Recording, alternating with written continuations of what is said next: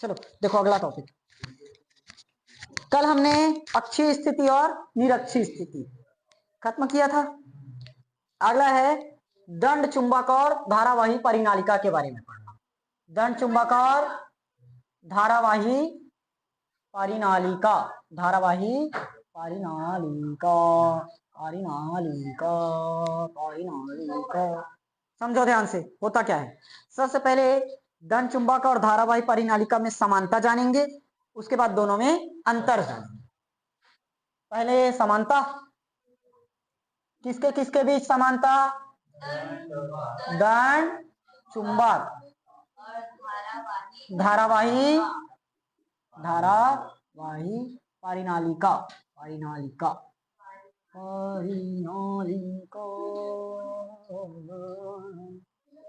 Right right. देखो दंड चुंबक और धारावाही परिनालिका में अंतर। चुंबकीय पदार्थ को अपनी ओर आकर्षित करेगा। समानता जा रहे तो दोनों समान रहेगा। चुंबकीय पदार्थ को क्या कर रहे हैं? चुंबकीय पदार्थ को अपनी ओर, समझ जाओगे ना? नहीं, उसको तो लास्ट में लिखाना ही पड़ेगा। चुंबकीय पदार्थों को अपनी ओर आकर्षित, तो ये भी चुंबकीय पदार्थों को अपनी ओर, क्योंकि समानता ही जान रहे हो। असमानता अगर रहता तो प्रतिकर्षित हो जाता। समझ में आया? दूसरा, पहला चुंबकीय पदार्थों को अपनी ओर आकर्षित, अगर स्वतंत्रता पूर्वक लटकाए तो हमेशा उत्तर दक्षिण दिशा में ही ठहरता है। तो ये भी स्वतंत्रता पूर्वक लटकाने पर उत्तर दक्षिण दिशा में, समझ में आया? उत्तर और दक्षिण दिशा में ही ठहरता है। क्लियर? अब बताओ चुंबक में कितने ध्रुव? तो दंड चुंबक अलग थोड़ी ना है, वो भी तो चुंबक ही है। चुंबक में भी कितने ध्रुव? दो ध्रुव। हाँ नहीं जानते कोई बात नहीं, उत्तरी ध्रुव और होता है। अच्छा, अब धारावाही परिनालिका कैसे चुंबक बन जाएगा वैसे में? इसको मैं पढ़ाया था चैप्टर नंबर 4 में, याद है? एम्पियर के परिपथी नियम के अनुप्रयोग नंबर 2। धारावाही परिनालिका के कारण चुंबकीय क्षेत्र किसी भी परिनालिका में अगर विद्युत धारा प्रवाहित करते हैं, वो एक दंड चुंबक की तरह कार्य करता है। तो परिनालिका के अंदर चुंबकीय क्षेत्र समान हो जाता है, लेकिन बाहर में शून्य, बाहर में शून्य रहता है। और हमें परिनालिका के अंदर किसी बिंदु पर चुंबकीय क्षेत्र निकालना था। इसके लिए हमने बंद आयत ABCD की कल्पना भी किया था। AB और CD दोनों चुंबकीय परिनालिका के समांतर था, और AD और BC लंबवत था। सब गए भूल चुके हो। तो इसमें भी कितना ध्रुव? दो ध्रुव। लेकिन यहां पर हम धारा प्रवाहित करते हैं तो ये दंड चुंबक की तरह व्यवहार करता है। समझ में आया? इसमें भी सेम होगा। सजातीय ध्रुव में कैसा होता है? सजातीय ध्रुव में, विजातीय ध्रुव में आकर्षित। समझ में आया? ये प्रेरण की क्रिया प्रदर्शित करता है। प्रेरण की क्रिया, समझ में आया? और ये प्रेरण की क्रिया करेगा, क्योंकि दोनों समानता देख रहे हो। अंतर वाले नहीं है, बताना कुछ नहीं है। अब दंड देना पड़ेगा तुम लोगों को। और ये कैसे लाइन खींचा थी, ढंग से नहीं खींचा, दिमाग खराब हो जाता है। अब आया स्केल से भी अच्छा।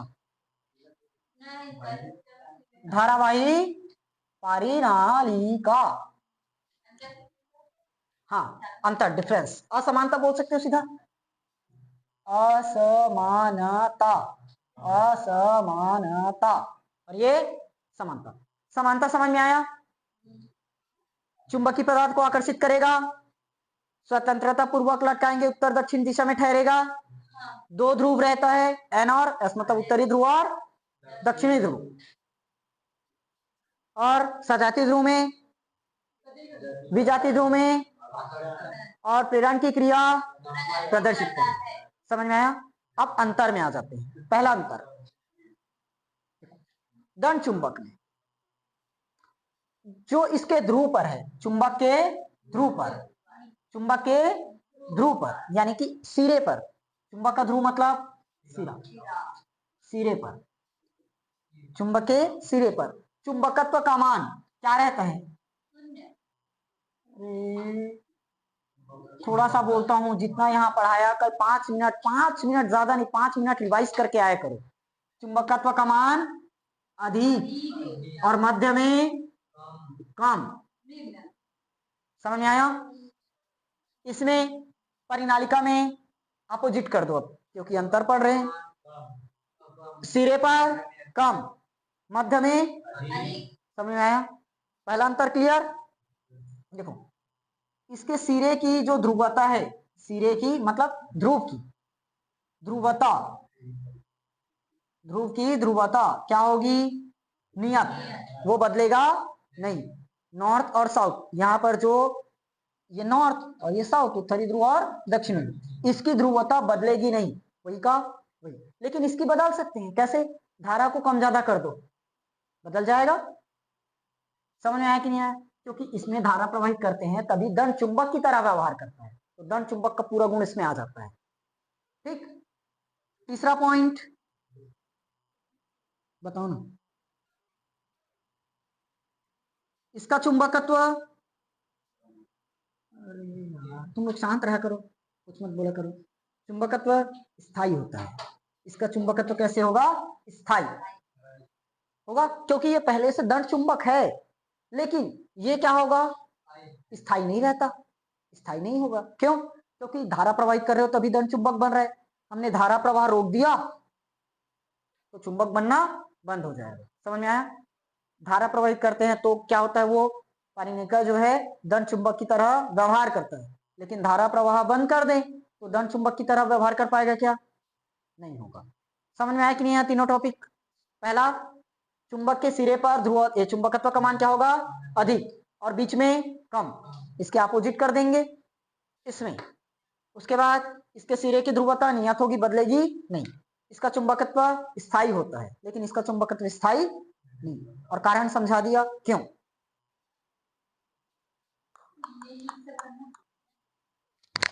अगला, हाँ। नहीं, अभी अंतर अंतर आएगा, 2 अंतर और बचा है। नर्म लोहा और एक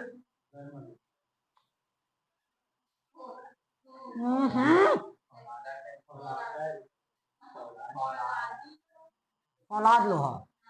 नर्म लोहा और फौलाद लोहा। बताओ, नर्म मतलब बेचारा नरमी वाला रहेगा, और फौलाद मतलब एकदम ताकतवर। देखो, नर्म लोहा में फौलाद लोहे की तुलना में अधिक चुंबकत्व उत्पन्न किया जा सकता है। तो एक बार बोल दूंगा और तुम लोग के दिमाग में घुस जाएगा, ऐसे कभी हुआ है? हाँ, और नई जिंदगी में कभी होगा? नर्म लोहे में, नर्म लोहे में फौलाद लोहे की अपेक्षा, फौलाद शांत बैठो ना, लिखाने तो दो मुझे। अधिक चुंबकत्व, अधिक चुंबकत्व उत्पन्न किया जा सकता है, लेकिन इसमें, इसको नहीं लिख रहा हूं, समझ जाओगे ना? अपोजिट कर दोगे सीधा। हाँ, जितने लोग सिलेबस अगर लगभग जल्दी खत्म करना चाहते हो, 2x की स्पीड में पिछले साल का क्लास देख लो, पूरा का पूरा अपलोड है, खत्म हो जाएगा। 1.5x 2x की स्पीड में देख लिया करो, सिलेबस 2 महीने में निपटा दोगे पूरा। 200 वीडियो है, 1 महीने में 100 वीडियो, क्योंकि एक दिन में 2x की स्पीड मतलब 6-7 वीडियो खत्म कर लोगे। दूसरा,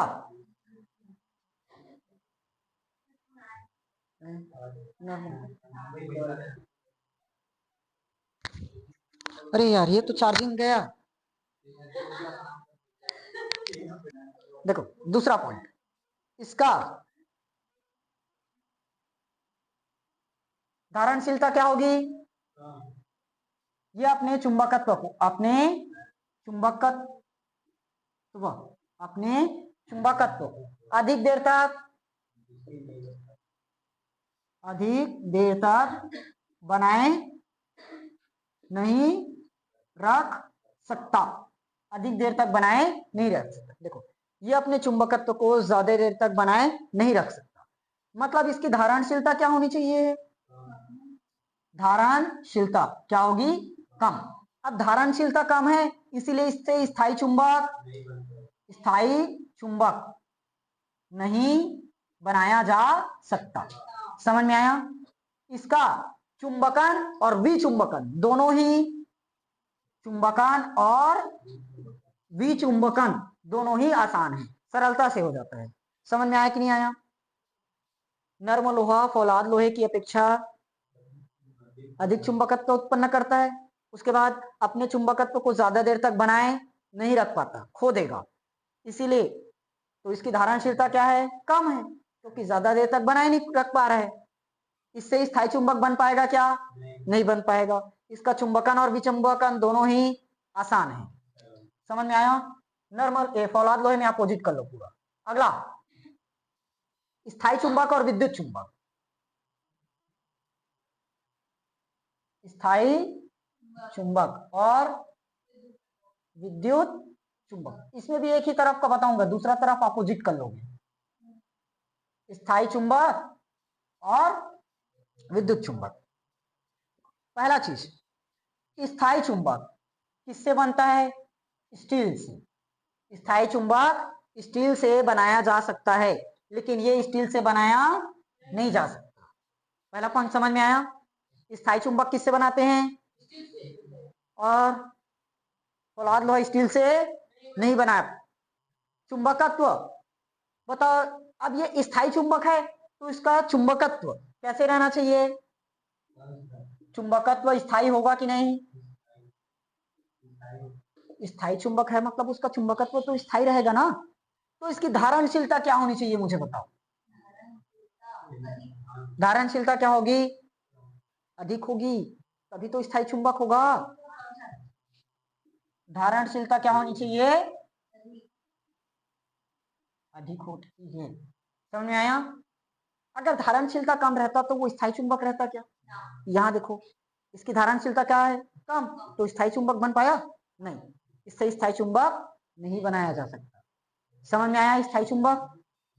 तीसरा चौथा, इसकी ध्रुवता को, इसकी ध्रुवता बदला नहीं जा सकता, इसकी ध्रुवता को बदल नहीं सकते। समझ में आया? 4 पॉइंट। इसके सामर्थ्य को भी नहीं बदल सकते, इसके सामर्थ्य को भी नहीं बदला जा सकता। समझ में आया पूरा पॉइंट? पहला, स्टील के बनाया जा सकते हैं, वो स्टील के नहीं बनाए जा सकते। चुंबकत्व स्थायी रहेगा, ध्रुवता भी स्थायी रहेगा, सामर्थ्य भी स्थायी रहेगा। इसको मत लिखना, तो एक ही पॉइंट से याद रख लो सब। स्थायी है तो स्टील से बन सकता है, चुंबकत्व स्थायी होगा, ध्रुवता स्थायी होगा, सामर्थ्य भी स्थायी। साफ है, बदल नहीं पा रहे हैं मतलब वो क्या है, स्थायी है। बदल नहीं पा रहे हैं मतलब क्या है, स्थायी। समझ में आया? और ये पूरा का पूरा अस्थायी, पूरा क्या होगा, अस्थायी। समझ में आया? बदला जा सकता है, कर दोगे सीधा, क्या हुआ, नहीं हो गया। और ये समझ में आया, नॉर्मल लोहे फौलाद लोहे की तुलना में ज्यादा चुंबकत्व उत्पन्न करेगा, ये तो बता दी हूं। खैर इसके पहले हमने एक चीज और पढ़ा, धारावाही परिनालिका और दंड चुंबक। धारावाही परिनालिका और दंड चुंबक होगा, क्या क्या बताया था, चुंबकीय पदार्थ को अपनी ओर आकर्षित करता है, स्वतंत्रता पूर्वक लटकाने पर उत्तर दक्षिण दिशा में ठहरेगा, दक्षिण उत्तर नहीं, उत्तर दक्षिण। 2 ध्रुव होगा, उत्तरी ध्रुव और दक्षिणी ध्रुव। सजातीय ध्रुव में प्रतिकर्षण, विजातीय ध्रुव में और प्रेरण की क्रिया भी दर्शाता है। समझ में आया? ये पिछली बार का था। उसके बाद अंतर भी जाने थे, सिरों पर चुंबकत्व अधिक और मध्य में कम, और ध्रुवता नियत, चुंबकत्व स्थायी। शॉर्ट में बताओ क्या क्या बताया। पहला, चुंबकीय पदार्थ को आकर्षित। दूसरा, हमेशा स्वतंत्रता पूर्वक लटकाने पर उत्तर दक्षिण दिशा में ठहरेगा। तीसरा, कितने ध्रुव होंगे, 2 ध्रुव। दक्षिण और उत्तर और दक्षिण। चौथा यह प्रेक्षण वाले सजातीय ध्रुव में प्रतिकर्षी, विजातीय ध्रुव में होगा पांचवा। बताओ जल्दी बताओ, जल्दी बताओ, जल्दी बताओ, टाइम नहीं है, जल्दी बताओ, टाइम नहीं है। प्रेरण, प्रेरण की क्रिया प्रदर्शित कर, तो दोनों तो सेम ही है, ये तो समानता है। अंतर बताओ, अंतर बताओ। ध्रुवों पर मान, ध्रुवों पर और मध्य में कम। दूसरा क्या चीज, क्या नियत होगा, ध्रुवता नियत, ध्रुवों की ध्रुवता नियत। और बताओ जल्दी बताओ, जल्दी बताओ, जल्दी बताओ, जल्दी बताओ, जल्दी बताओ। वो तो ये हो गया, वो तो समानता है। इसका चुंबकत्व स्थायी होता है और उसका चुंबकत्व स्थायी नहीं, क्योंकि धारा प्रवाह रोक दिए तो चुंबकत्व का मान खत्म। समझ में आया कि नहीं आया, क्लियर हुआ। ये था पूरा का पूरा अंतर जो अभी तक एग्जाम में कभी नहीं आया है। नमस्कार, कैरियर विंग पर आपका बहुत बहुत स्वागत है। क्लास 12 फिजिक्स चैप्टर नंबर 5 चुंबकत्व एवं द्रव्य। हमने विरक्षित स्थिति और अच्छी स्थिति पढ़ लिया, खत्म हुआ ना। उसके बाद क्या पढ़े थे याद नहीं है, कोई बात नहीं, मैं याद दिला देता हूँ। नर्म लोहा और फौलाद लोहा पढ़े हो, अंतर। विद्युत चुंबक स्थायी चुंबक में अंतर पढ़े हैं, साथ में धारावाही परिनालिका और दंड चुंबक में समानता और अंतर। दोबारा रिवाइज नहीं करवाएंगे, तुम उनकी मर्जी, करो चाहे ना करो। फिलहाल देखो नया टॉपिक है, पूरा का पूरा थ्योरी है, इसलिए मैंने छाप दिया है, तुम लोग भी छाप लेना, और छाप भी लिए मुझे पता है। भू चुंबकत्व, भू चुंबकत्व, भू मतलब भूमि, धरती। भू चुंबकी तत्व किसको कहेंगे, भू चुंबकत्व। पृथ्वी एक चुंबक की भांति व्यवहार करता है, तो पृथ्वी के चुंबकत्व को ही भू चुंबकत्व कहेंगे। समझ में आया, समझाने वाला कुछ है नहीं, थ्योरी बस है। ये तो पता है पृथ्वी एक चुंबक की तरह व्यवहार करता है ना, किसी भी चीज को ऊपर फेंको नीचे की ओर ही आएगा, मतलब साफ है। अगर हाँ तो वही चुंबक की तरह ही तो काम करता है ना। देखो ये एक सुई है, ये एक चुंबक है, या तो हाँ एक चुंबक है और ये सुई। अभी सुई को यहाँ पर रख दे तो आकर्षित होगा कि नहीं होगा, होगा। दूर फेंके और जहां तक इसका क्षेत्र है वहां तक रोकोगे तब भी आकर्षित होगा ना। जैसे इसका प्रभाव मान लो यहाँ तक है, ये लाइन तक इस चुंबक का प्रभाव मतलब चुंबकीय क्षेत्र हुआ, तो यहाँ तक अगर सुई को लाए तब भी वो क्या करेगा, चुंबक की सुई को आकर्षित करेगा ना। सेम पृथ्वी है, ये हो गया पृथ्वी और ये पृथ्वी का बॉर्डर लाइन लास्ट का। तो यहाँ पर अगर किसी वस्तु को फेंके तो जब तक इससे पार नहीं चले जाता, पृथ्वी के एरिया से पार नहीं जाएगा, वो क्या होगा, धरती पर ही खींच कर आएगा, मतलब सेम चुंबक की तरह ही काम कर रहा है। तो पृथ्वी एक चुंबक की भांति व्यवहार करता है, पृथ्वी के चुंबक को ही क्या कहे, भू चुंबकत्व। समझ में आया, गुरुत्वाकर्षण और चुंबक दोनों अलग अलग है, उसी की इसीलिए लिखे है, उसी की भांति व्यवहार करता है। आया, चुंबकीय जाम्युत्तर, किसी स्थान पर अपने गुरुत्व केंद्र से स्वतंत्रता पूर्वक लटकती हुई सुई के अक्ष से जाने वाले तल को, कोई भी स्थान है, इस स्थान पर स्वतंत्रता पूर्वक एक सुई लटका देते हैं। अब इस कॉन्सेप्ट को हमने पहले ही पढ़ रखा है, चुंबक के बीच में अगर कोई भी सुई को लटकाओगे स्वतंत्रता पूर्वक लटक जाता है, किसी सहारे की जरूरत नहीं पड़ती। ठीक, तो किसी स्थान पर गुरुत्व केंद्र से स्वतंत्रता पूर्वक लटकती हुई सुई, और जानते हो हमेशा नॉर्थ और साउथ, उत्तर दक्षिण दिशा में ही ठहरेगा। तो किसी स्थान पर गुरुत्व केंद्र से स्वतंत्रता पूर्वक लटकती हुई चुंबकीय सुई, ले लीजिए चुंबकीय सुई, इसके अक्ष से जाने वाले ऊर्ध्वाधर तल, ये चुंबकीय सुई का अक्ष, और इससे जाने वाला ऊर्ध्वाधर तल, ये तल क्या कहलाता है, चुंबकीय जाम्युत्तर। समझ में आया। देखो कोई स्थान है, उस स्थान पर गुरुत्व केंद्र से स्वतंत्रता पूर्वक सुई को लटकाएंगे, लटक जाएगा क्योंकि चुंबकीय क्षेत्र है, तो हमेशा उत्तर दक्षिण दिशा में ही ठहरेगा। अब ये हो गया सुई, इस सुई के तल के लंबवत जो रेखा जाएगा, इस सुई के लंबवत जो रेखा जाएगा वही क्या कहलाएगा? चुंबकीय याम्य उत्तर। समझ में आया? भौगोलिक याम्य उत्तर, किसी स्थान पर भौगोलिक उत्तर और भौगोलिक दक्षिण, भौगोलिक उत्तर और भौगोलिक दक्षिण दोनों को मिलाने वाली रेखा से जाने वाले ऊर्ध्वाधर तल को, ये भौगोलिक उत्तर और भौगोलिक दक्षिण दोनों को मिलाने वाली रेखा, इससे जाने वाले ऊर्ध्वाधर तल, इससे जाने वाले ऊर्ध्वाधर तल, उसको हमने क्या कहा? भौगोलिक यम। दोनों में अंतर है ना, इसमें सुई आता है और इसमें सिर्फ दक्षिण और उत्तर को मिलाने वाली रेखा। आया? अगर स्वतंत्रता पूर्वक सुई को लटका दिए तो सुई के अक्ष से लंबवत जो रेखा गया उसको हमने क्या बोला? चुंबकीय याम्य उत्तर। उत्तर और दक्षिण को जो रेखा मिलाया उसके तल के लंबवत जो रेखा गया उसको भौगोलिक याम्य उत्तर। समझ में आया? दोनों में अंतर याद रखना। अब भूचुंबकीय तत्व, भूचुंबकीय तत्व, ये भूचुंबकत्व है और ये भूचुंबकीय तत्व है। भूचुंबकीय तत्व, किसी स्थान पर पृथ्वी के, किसी स्थान पर पृथ्वी के चुंबकत्व के अध्ययन के लिए जिन भौतिक राशियों की जरूरत पड़ती है उसे क्या कहते हैं? भूचुंबकीय तत्व। अब ये समझ में आया पृथ्वी क्या कर रहा है? चुंबक की तरह व्यवहार कर रहा है। पृथ्वी एक चुंबक की भांति व्यवहार करता है। तो हमें पृथ्वी पर मान लो कोई बिंदु पर, पृथ्वी तो बहुत विशाल है, कोई बिंदु पर हमें अब उसके सामने कोई भी एक पॉइंट लेंगे तो बहुत बड़ी जगह होगी ना, क्योंकि पृथ्वी बहुत विशालता में।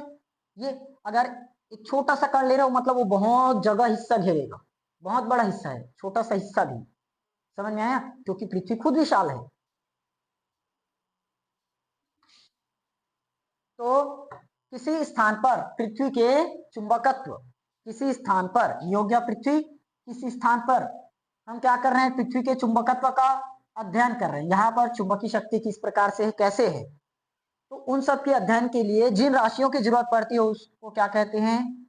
भूचुंबकीय तत्व। समझ में आया? कितने राशि पढ़ना पड़ेगा? दिक्पात, नतिकोण या नमन कोण, पृथ्वी के चुंबकीय क्षेत्र की क्षैतिज तीव्रता, 3 पॉइंट है। समझ में आया पूरा थ्योरी? याद हुआ? दिक्पात कोण, नतिकोण ये ज्यादा आता है, ये अभी तक पेपर में पूछा नहीं है, ऐसी नॉर्मली परिभाषा है, इसको समझने के लिए बेसिक समझना पड़ता है। ये तीनों पॉइंट समझ में आया? भूचुंबकीय तत्व पृथ्वी चुंबक की भांति व्यवहार कर रहे हैं, तो पृथ्वी के चुंबकत्व को ही हमने क्या कहा? भूचुंबकीय तत्व। उसके बाद स्वतंत्रता पूर्वक हमने किसी सुई को लटका दिया तो उसके तल से जाने वाली लंबवत रेखा उसको क्या कहे? चुंबकीय याम्य उत्तर। उत्तर और दक्षिण को कोई रेखा मिला दिया, उस रेखा से जाने वाली रेखा भौगोलिक याम्य उत्तर। आया? भूचुंबकीय तत्व, पृथ्वी के कोई स्थान पर हमें क्या करना है? चुंबकत्व का अध्ययन करना है, वहां चुंबकत्व का गणना करनी है कि कैसे है, तो उसके लिए 3 चीजों की जरूरत पड़ेगी, दिक्पात कोण, नतिकोण और पृथ्वी के चुंबकीय क्षेत्र की क्षैतिज तीव्रता। समझ में आया कि नहीं आया? अब देखो दिक्पात का कोण क्या है? चुंबकीय याम्योत्तर, चुंबकीय याम्योत्तर और भौगोलिक याम्योत्तर दोनों के बीच जो कोण बनेगा उसको क्या कहेंगे? दिक्पात कोण। आया? ये इंपॉर्टेंट है। भौगोलिक याम्योत्तर समझे, चुंबकीय याम्योत्तर भी समझे, दोनों के बीच में जो कोण बनता है उसको क्या कहते हैं? दिक्पात का कोण। कौन सा कोण होगा? दिक्पात कोण। ये हमारा यथार्थ उत्तर। आया? किसके किसके बीच बना? चुंबकीय याम्योत्तर और भौगोलिक याम्योत्तर। इसीलिए चुंबकीय याम्योत्तर और भौगोलिक याम्योत्तर ये पहले समझना पड़ा। समझ में आया?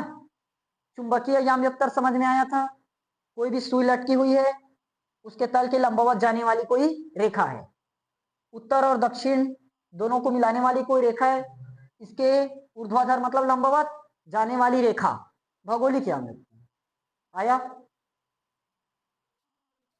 दो देखो, ये नॉर्थ और ये दोनों को मिलाने वाली रेखा, ये क्या है? दोनों को मिलाने वाली रेखा और उससे लंबवत जाने वाली, देखो ना क्या लिखा है, भौगोलिक याम्योत्तर ये लिखा है ना, किस स्थान पर उत्तर और दक्षिण को मिलाने वाली रेखा, उत्तर और दक्षिण को मिलाने वाली रेखा, इसके ऊर्ध्वाधर तल को, इसके ऊर्ध्वाधर, ये रेखा हुआ, कौन सी रेखा, उत्तर और दक्षिण को मिलाने वाली। अब इससे ऊर्ध्वाधर जाने वाली रेखा, ये रेखा क्या है, भौगोलिक याम्योत्तर। समझ में आया, एक रेखा बना भौगोलिक याम्योत्तर, और एक क्या है, चुंबकीय याम्योत्तर। कोई भी सुई है, सुई के लंबवत जाने वाली रेखा, सुई के लंबवत जाने वाली रेखा होगा। तो मान लो ये सुई है और इससे लंबवत जाने वाली रेखा, तो इन दोनों के बीच में जो कोण बनेगा वही क्या कहलाएगा, दिक्पात का कोण। समझ में आया, इसको बस याद रखना, चुंबकीय याम्योत्तर और भौगोलिक याम्योत्तर के बीच जो कोण बनता है उसको क्या कहते हैं, दिक्पात कोण। क्लियर। इसमें देखो, चुंबकीय क्षेत्र की दिशा के बीच बनने वाले कोण को, चुंबकीय क्षेत्र की दिशा के बीच बनने वाले कोण क्या कहलाएगा, लेकिन ये तो चुंबकीय क्षेत्र की दिशा के बीच एक कोण कहाँ है, एक चीज कहाँ है, चुंबकीय क्षेत्र की दिशा के बीच, ऐसे थोड़ी ना होगा, दो चीजों की जरूरत पड़ती है ना। जैसे यहाँ कोण दो चीजों से मिलकर बनता है, ये ए और बी, बी और सी, दो भुजाओं के बीच में तो कोण बनेगा, चुंबकीय याम्योत्तर और भौगोलिक याम्योत्तर, इसके बीच में कोण बना। तो यहाँ चुंबकीय क्षेत्र की दिशा और ये पृथ्वी के क्षैतिज तीव्रता, पृथ्वी के क्षैतिज तीव्रता, चुंबकीय क्षेत्र की तीव्रता और क्षैतिज तीव्रता, मतलब क्षैतिज दिशा, इसको ऐसे लिखो, मैं गलत लिख दिया इसको यहाँ पर,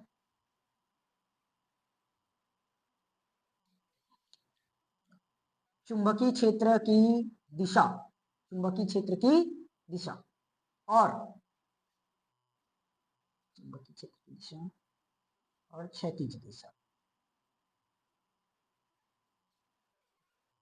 चुंबकीय क्षेत्र की दिशा और क्षैतिज दिशा दोनों के बीच बनने वाले कोण को हमने क्या कहा,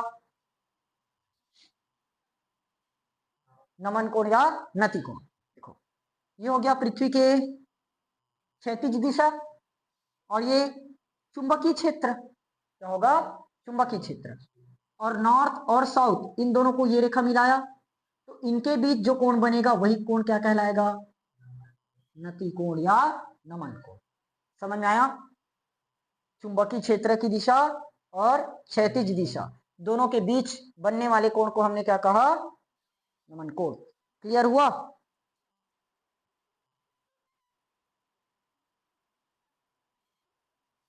देखो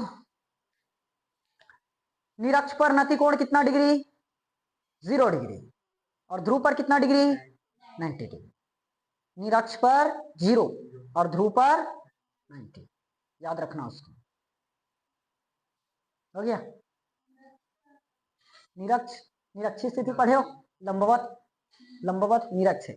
अब लंबवत में 0 डिग्री क्यों है, क्योंकि ऑलरेडी लंबवत पर है, इसीलिए लंबवत पर रहना चाहिए 90 डिग्री होना चाहिए, लेकिन जो रेखा है वो पहले से ही किस में है, लंबवत में, तो वो 0 डिग्री ही काम कर रहे हैं ना।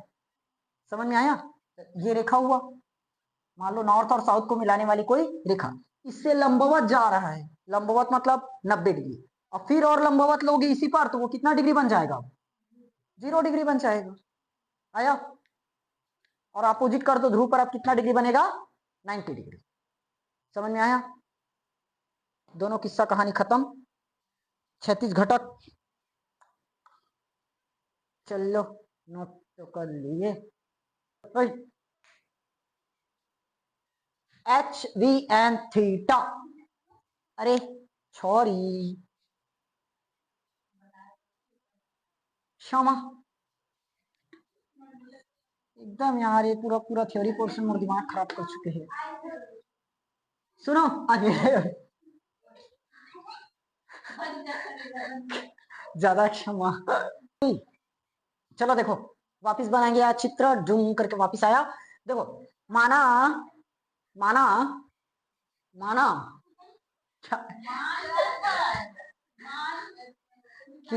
सुनो, किसी स्थान पर सुनो, अब बस हो गया, ध्यान दो इधर। माना किसी स्थान पर चुंबकीय क्षेत्र आई, किसी स्थान पर चुंबकीय क्षेत्र आई है, जिसका क्षैतिज घटक H, देखो क्षैतिज इसको बोलते हैं, ऊर्ध्वाधर इसे बोलते हैं।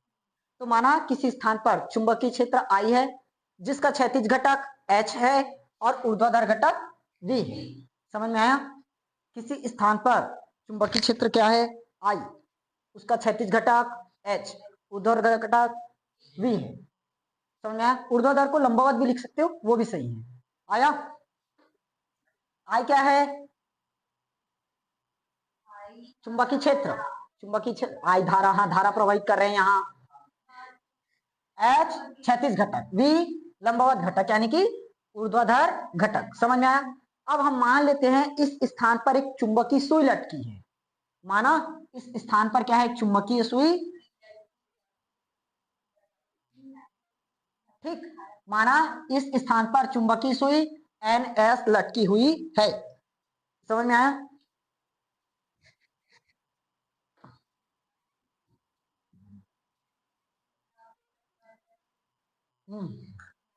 पानी पीने के चक्कर में सुनो,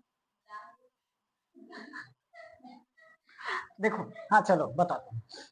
ये चुंबकीय सुई NS लटका हुआ है। ये NS क्या करेगा? घूमकर इस I के पास आने का प्रयास करेगा। I के पास मतलब I की दिशा में। समझ में आया? क्लियर हुआ थ्योरी? बस इतना ही थ्योरी है, ज्यादा नहीं। क्या क्या है? चुंबकीय क्षेत्र I, क्षैतिज घटक H, ऊर्ध्वाधर घटक V। इसमें हमने एक चुंबकीय सुई लटका दिया NS, स्वतंत्रता पूर्वक लटकाए हैं। अब ये चुंबकीय सुई क्या करता है? घूमकर I की दिशा में आती है या आने का प्रयास करती है या आ जाती है, जो करना चाहे कर लेती है। समझ में आया? लिख लोगे थ्योरी? हाँ तो मत लिखो, छोड़ दो, बताऊंगा भी नहीं। देखो कौन कौन सा घटक मिला? दो घटक, ऊर्ध्वाधर घटक और क्षैतिज घटक। तो पहले निकाल लेते हैं। चाहो तो ऊर्ध्वाधर निकालो, चलेगा कोई भी, लेकिन निकालना तो दोनों को ही है। क्षैतिज घटक और ऊर्ध्वाधर घटक। क्षैतिज घटक किससे दर्शाया बताओ? H से। ऊर्ध्वाधर घटक को I है। इन लोग के चक्कर में ना एक आध बार व्यंजक गलत होगा, सच बता रहा हूँ। और मैं एकदम हाँ थोड़े बहुत दिमाग वाले होते जा रहे करके छाप दूंगा ना तो हो जाएगा। देखो I चुंबकीय क्षेत्र है, रहेगा। क्षैतिज घटक के लिए क्या यूज करते हो? Cos theta. ऊर्ध्वाधर घटक के लिए क्या यूज करते हैं? थीटा। इक्वेशन नंबर 1 और 2 समझ में आया? मान लेना चलेगा। अब मैं क्या करेंगे? इक्वेशन नंबर 2 को इक्वेशन नंबर 1 से भाग कर देंगे, तो V डिवाइडेड बाय H, तो I साइन थीटा बटे I कॉस थीटा। इकट्ठा, तो साइन बटे कॉस का मतलब पता है? tan, और V के बटे में H। अब बताओ मैं थीटा को वही रखता हूं, tan को इधर ला दूं तो tan इनवर्स बन जाएगा क्या? मैथ्स वाले समझ गए होंगे, बायो वालों को थोड़ा सा दिक्कत करेगा। tan inverse V upon H, ये क्या मिल गया? खत्म। समझ में आया? कैसे हुआ देखो, V बटे H है, बराबर में क्या है? tan theta. मैं थीटा को वही रखा तो इधर इनटू में है tan, अब वो डिवाइड में आ जाएगा tan। tan की पावर +1 है, अगर tan की पावर ऊपर में गया तो इसलिए tan इनवर्स बोलते हैं इसे। अब आया समझ? अभी तक कैसे कर दिए सोच रहे थे? पता है, पता है, हमको पता है, सब कुछ पता है, बिकॉज आई एम नॉट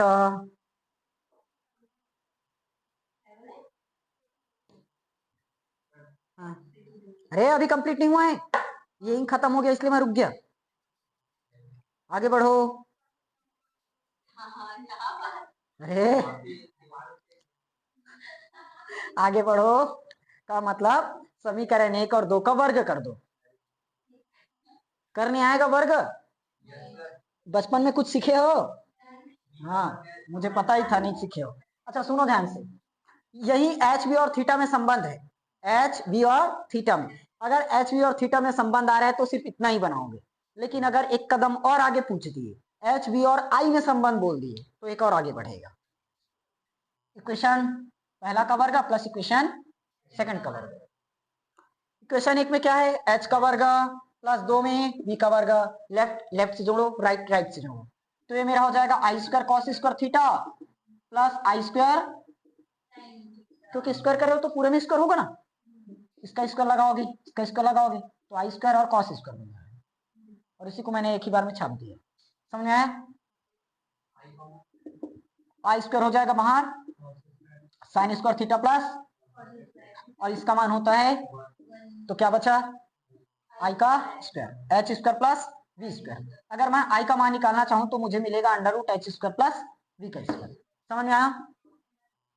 नहीं आया? कहा समझ नहीं आया? हाँ? क्यों करेंगे, हम नहीं मर्जी,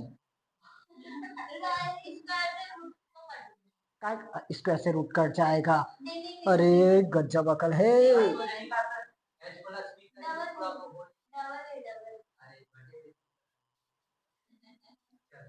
बालकाओं पार्टी ऐसे अगर रहता है तो वो कटता है।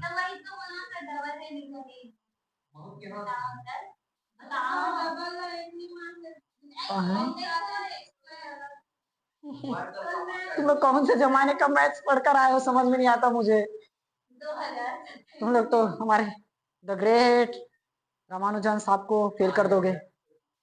सुनो, यहां तक समझ में आया?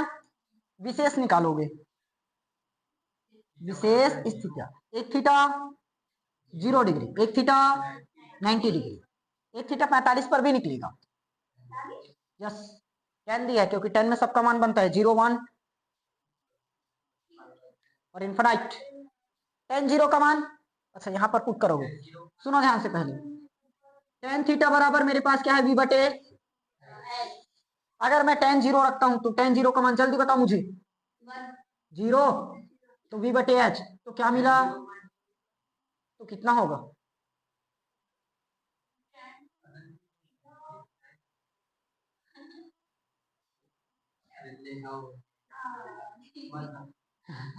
इस बार दूंगा नहीं तो। समझ में आया? tan 0 का मान 0, तो यहाँ पर v बराबर क्या मिला, 0, मतलब ऊर्ध्वाधर घटक कितना है, 0, और वही बताया था ऊर्ध्वाधर घटक में 0 डिग्री निरक्ष पर। अब आ जाते हैं थीटा इज इक्वल टू 90। चलो 90 का मान बताओ जल्दी,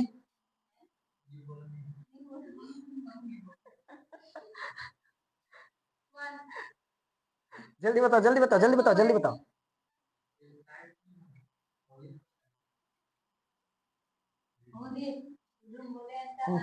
तो काहे नहीं बोल रहे, काहे नहीं बोल रहे थे तो सुनो, लेकिन अगर किसी भी संख्या में इन्फिनाइट का गुणा कर दोगे तो वो मिलेगा 0।